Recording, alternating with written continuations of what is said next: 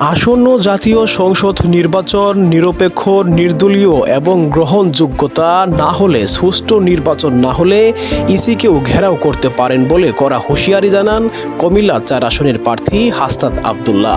আসন্ন জাতীয় সংসদ নির্বাচনকে কেন্দ্র করে রাজনীতির মাঠ এখন বিশাল গরম। ঠিক এই মুহূর্তে নির্বাচন কমিশনার ও পুলিশ প্রশাসনের ভূমিকা নিয়ে কঠোর হুঁশিয়ারিও দেন কুমিল্লা ৪ আসনের এই প্রার্থী। নির্বাচনের দিনক্ষণ যতই ঘনিয়ে আসছে ততই বাড়ছে রাজনীতির উত্তেজনা।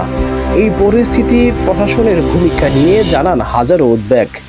তারই পরিপ্রেক্ষিতে কুমিল্লা ৪ আসনের প্রার্থী হাসনাত আব্দুল্লাহর এক গুরুত্বপূর্ণ বার্তায় রাজপথে নামার ঘোষণাও দিয়েছেন তিনি স্পষ্ট হুঁশিয়ারি দিয়েছেন, জনগণের যৌক্তিক দাবি আদায় না হলে, নির্বাচনে যদি কোনো ব্যাঘাত ঘটে তাহলে আমরা ইসিকেও ছাড় দেব না।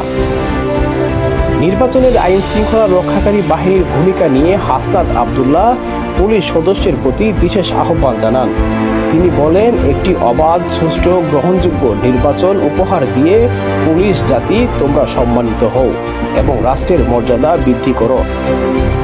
নির্বাচনী মাঠে কোনো পক্ষের হয়ে এবং টাকার বশীভূত হয়ে অন্য কোনো দলের ক্ষতি করলে আর সেই নির্বাচন যদি বানচালের চেষ্টা প্রমাণিত হয় তাহলে পুলিশ সদস্য ও ইসিকে একটুও ছাড় দেওয়া হবে না।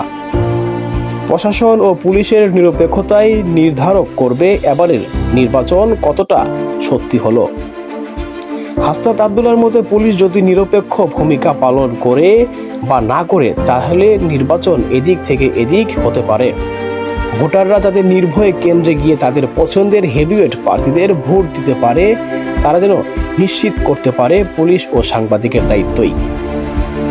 এখন দেখার বিষয় হাসনাত আব্দুল্লাহর এই আহ্বানে প্রশাসন কতটা সাড়া দেয়। আসন্ন